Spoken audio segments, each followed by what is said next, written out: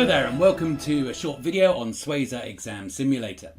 Now, of course, we're facing a brand new world of computer-based testing, and of course all candidates want to get an advantage in the exam, and this product allows you to practice on an exam simulator, the same look, feel and functionality that you'll see in the Prometric Exam Centre. Okay, so here's my mock exams. This is available for CFA Mock 1 and CFA Mock 2. So here's mock exam 2. I'm going to launch mock exam 2, choose exam simulation mode, and that will replicate the Prometric look and feel. And here we come. Here is the Prometric look and feel. You can see I've got my questions. The little arrow points to question number 1. I can scroll down the list and start at any question that I want. I'm going to have a look at question 48. When I'm on question 48, you select the correct answer simply by clicking on the answer. So, a statement of comprehensive income can be combined into a single statement under both IFRS and US GAAP. Click that as my answer. And notice it changes from green to black to say that I've done that question. Let's have a look at question 49. Now, let's say I was uncertain about question 49 and I wanted to return to it at a later date. Well, at the bottom of the screen, you'll see a little flag icon. If I click that, then you'll see a little flag appears next to question 49. Then if I, again on the bottom bar, if I look at that block of 9 little white blocks, click on that and it gives me my filter. I can look at questions that are unattempted, or alternatively, I can look at only the questions I've attempted. I've only done one so far, question 48. Or I can bring up all of the questions I've flagged and it brings up question 49. In addition to this, within the exam emulator, you can strike out incorrect answers and you can also highlight text in the question, just like you're going to be able to do on the real exam. Now, when you've answered all the questions, you then move to finish section. At the end of finish section, that will give you a 30-minute break, and then you have the afternoon or second paper to do. Now, remember the way the exam works at the moment. In the morning paper or the first paper, you'll have ethics, and all of those questions will be blocked together. And after ethics, you face investment tools. That's quants, econ, and FRA. And those questions are randomized. So you might face one question on quants, the next question might be econ, the next question might be FRA, then you might have another econ question, then another quants question, etc. So randomized within those 3 topic areas. And that's what you face in the morning exam. In the afternoon exam, first of all, you'll be faced with corporate finance and portfolio management questions. And again, those will be randomized, mixed up together.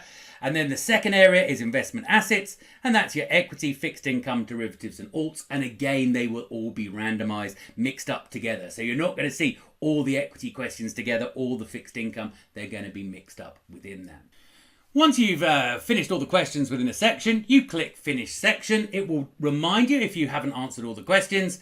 If you have answered all the questions, you can then click Finish Section, and that will be the end of that paper. Once you click on that, you will not be able to go back and edit any other questions, and you'll be taken to a screen where you can commence the second paper. Give yourself a 30-minute break, and then commence paper 2.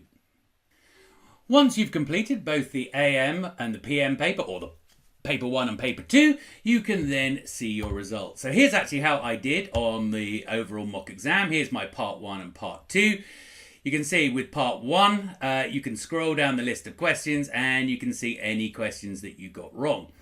And if you got a question wrong, let's see where I got a question wrong. There you are, 62 was one that I got wrong. If you click on that, then it will bring up the question, so you can see what the correct answer was. So this was to do with LIFO and FIFO, and I should have answered C. If I don't understand my answer, then I can go to explanation, and there is an explanation of the answer. And if I still am having trouble, I can click on the video explanation box and get a video tutorial. Here we've got a question about the different accounting treatments under LIFO and FIFO for...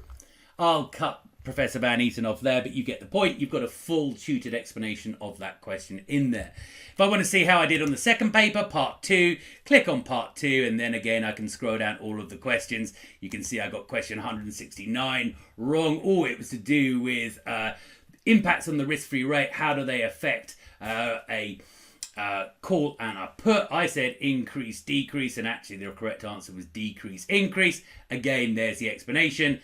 And click on the video explanation if you want a more thorough discussion. Finally, what I can do here is look at my exam score relative to other candidates and actually get a breakdown on how I did on all of the topic areas and individual readings, even down to individual modules. To do this, I need to go up to the top right hand side and click on that performance tracker logo. Click on performance tracker. It's loading my statistics there. Here is the mock exam that I attempted. I got 89.44% out of 100% of all questions. Now notice what I can then see under topics. It's telling me how well I did on each area. So I got 89.44% overall, 80% on ethics, 93.75 on quants, 100% on economics. I've got an economics degree, so you'd hope for that. 88.46 on FRA. Now let's say I want to pinpoint where I underperformed on FRA.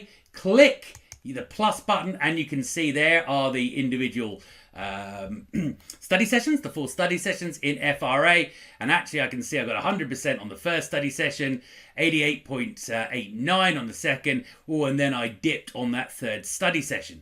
So maybe I have a problem with that third study session. So if I want more detail, click on that third study session and you can see the individual readings drop down and I can see how well I performed on those.